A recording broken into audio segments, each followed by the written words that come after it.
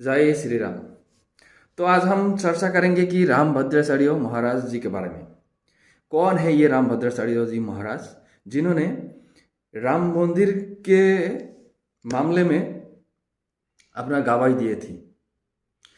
ये वही रामभद्राचार्य जी महाराज जिन्होंने 2 वर्षों की उम्र में ही उनका नेत्र खोया था किसी बीमारी की वजह से, और तब से मतलब 2 वर्षों की उम्र से ही उन्होंने दृष्टिहीन होकर के अभी भी है। तो ये रामभद्राचार्य महाराज यार अयोध्या राम मंदिर के मामले में गवाही दिए थी। ये रामभद्राचार्य जी महाराज ऐसी एक महात्मा महापुरुष जिन्होंने सारे वेद, रामायण, पुराण, महाभारत, गीता सभी पुस्तक, सभी किताब अपने हृदय में धारण किया, कंठस्थ किया। बल्कि ऐसा ही नहीं, बल्कि सारे किताबों की हर पृष्ठ में कौन सी श्लोक है इसके बारे में भी वो कह दे सकते। तो यह है दिव्य पुरुष। इनके एक शिष्य है जिसका नाम है धीरेन्द्र कृष्ण शास्त्री महाराज, धीरेन्द्र कृष्ण शास्त्री। अगर आप YouTube पे सर्च करोगे तो बागेश्वर धाम सरकार लिख के सर्च कर सकते हो। बागेश्वर धाम सरकार लिख करके सर्च करोगे तो बहुत सारे वीडियोस मिल जाएगा। तो अभी ये तस्वीर देखो, उसका ये फोटो उसका ही है। तो ये धीरेन्द्र कृष्ण शास्त्री हनुमान सिद्धि लाभ किया। इन्होंने कह दे सकते हैं कि तुम्हारा मन में क्या चल रहा है, तुम्हारा भूत भविष्य सब कुछ, इसमें कोई डाउट नहीं। तो इनके ही गुरु है ये रामभद्राचार्य जी महाराज। ये रामभद्राचार्य जी महाराज अभी तक सारे किताब तो उनके दिल में ही है ही। इसके बावजूद उन्होंने 235 किताब लिख चुकी है, पुस्तक लिख चुका है। उन्होंने जब ये रामभद्राचार्य महाराज अंध होने के बावजूद भी 1984 साल में इन्होंने आंदोलन किया था अयोध्या धाम के लिए जो आंदोलन हुआ था इसमें शामिल हुआ था। और 90 के दशक में इनको अरेस्ट किया गया था। तो मैं ये बात जब रामभद्राचार्य महाराज से मुख से सुनता हूँ तब मैं इतना दुखी हो जाता हूँ कि अगर इंसान क्या ऐसा ही हो सकते हैं जो बाहर का आदमी थे। इन्होंने तो एक अंधा व्यक्ति है, लेकिन इसके ऊपर भी उन्होंने डंडा चलाया था, लाठीचार्ज किया था। उनकी वीडियोस में मैं देखता हूं, वो अभी भी उन्होंने उनका दाएं हाथ में वो लाठीचार्ज का चिन्ह अभी तक भी है। उन्होंने जब दिखाते हैं तब उनकी नेत्रों से अश्रु बाहर आते हैं। तो ये रामभद्राचार्य जी महाराज जिन्होंने अंध, इस व्यक्ति को भी उन 90 के दशक में जो राम मंदिर की विरोधी थे उन्होंने नहीं छोड़ा। इनकी जैसा महात्मा पुरुष को भी नहीं छोड़ा। तो उनकी उस समय जो सरकार थे वो आज की जो सरकार है बीजेपी की, भाजपा, इनकी सरकार नहीं थी, इसलिए ऐसा हुआ। और ये रामभद्राचार्य महाराज 2003 में अदालत में जब राम जन्मभूमि की मामला चल रहा था, अदालत में 2003 साल की 11 जुलाई इन्होंने अदालत में 441 प्रमाण उपस्थित किया था, जिससे 436 प्रमाण उसी अदालत के जज ने प्रमाण स्वरूप स्वीकार किया था। तो ये है एक दिव्य पुरुष श्री रामभद्राचार्य महाराज, जगत गुरु श्री। इनकी गवाही देने की वजह से ही आज के हमें ये राम मंदिर मिला।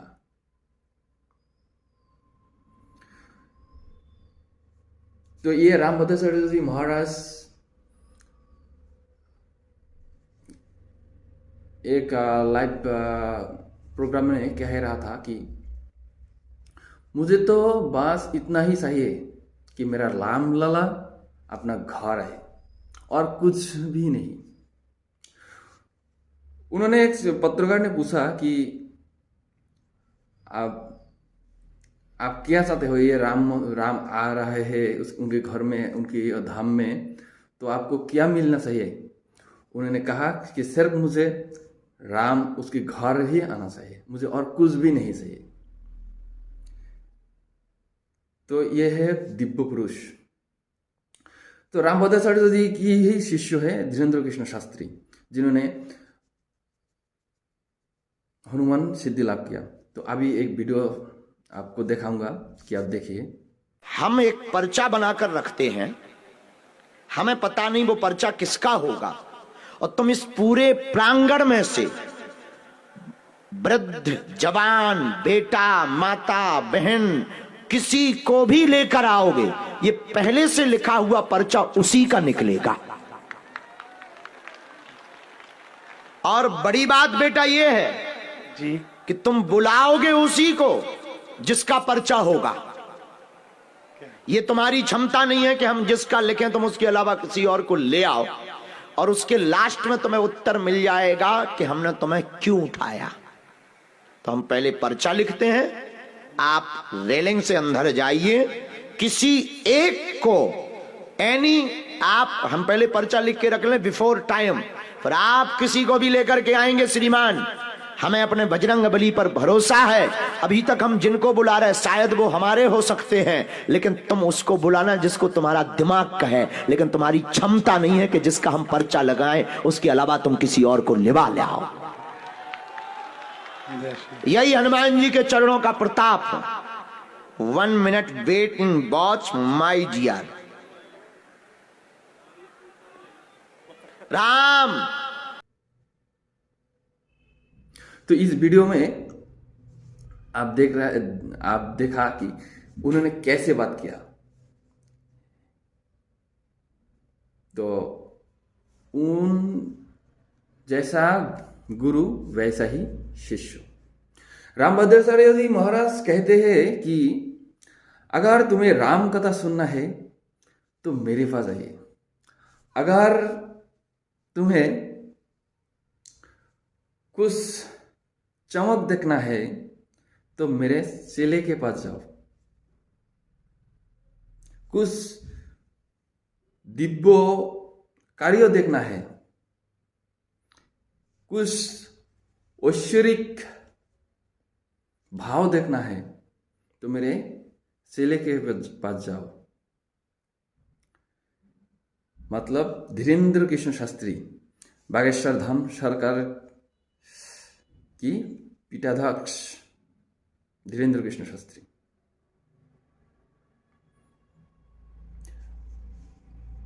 रामभद्राचार्य महाराज के साथ पिछले साल 2023 में अमोघ लीला प्रभु मिल रहा था।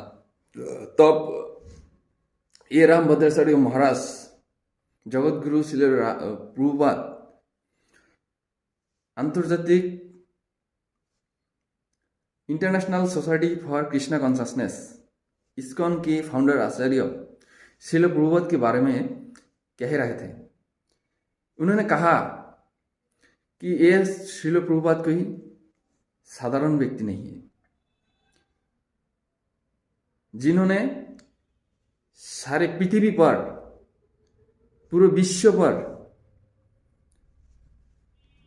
भगवान की नाम की प्रसार किया, भगवान की महिमा प्रसार किया। तो उन्होंने कहा कि प्रभुपाद जो कार्य किया वो हम कभी भी नहीं कर पाया और ना किसी ने कर सकते हैं, लेकिन जो कार्य प्रभुपाद ने किया इसके लिए प्रभुपाद जी को उन्होंने बहुत बहुत धन्यवाद दिया और कहा कि इस्कॉन ऐसे ही आगे बढ़ते रहे। तो ये है जगतगुरु रामभद्राचार्य महाराज जी। उनका एक लाइव वीडियो में एक हैरान होने वाली बात मैंने सुना। उनको पत्रकार ने पूछा कि अभी तक आपके उम्र कितना वर्ष है और आप कितने साल तक जियोगे, और तब उन्होंने कहा कि अभी तक तो मेरे कुछ दिनों पर, मतलब ये कॉन्वर्सेशन हुआ कि जनवरी 2024 के जनवरी की पूर्व 2023 साल में, और उन्होंने कहा कि अभी मैं 74 वर्ष में हूँ, जनवरी आने के बाद 75 वर्ष की उम्र में आ जाऊंगा, और इसके बाद मेरा उम्र के आयुष्काल 100 वर्ष तो है। मैं आप सभी से प्रार्थना करता हूँ, आप मुझे आशीर्वाद दीजिए, मैं और भी 25 साल जीना चाहता हूँ। तो ये कोई साधारण व्यक्ति नहीं है जिन्होंने अपने बारे में कह सकते हैं कि वो कितने साल तक जी पाएंगे और कितने साल तक रह पाएंगे और कितने साल क्या क्या कर सकते हैं। तो ये रामभद्राचार्य जी बहुत किताब के शब्दों को भी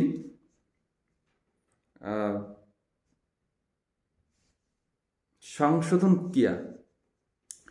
संशोधन मतलब ऐसा नहीं है कि उन्होंने ऐसा लिखा था वो चेंज किया।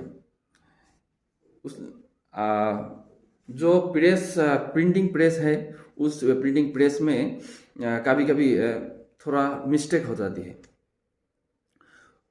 तो ये उन सारे मिस्टेक को उन्होंने संशोधन किया। तो यही था कि श्री जगतगुरु रामभद्राचार्य जी महाराज के बारे में बोलने का। और मैं भी चाहता हूँ कि उन्होंने जो मैंने सभी लोगों से आशीर्वाद मांगा वो सत्य हो जाए। प्रभु श्री राम उनके पर कृपा करें, उनका आयुष्काल 125 वर्ष तक हो जाए।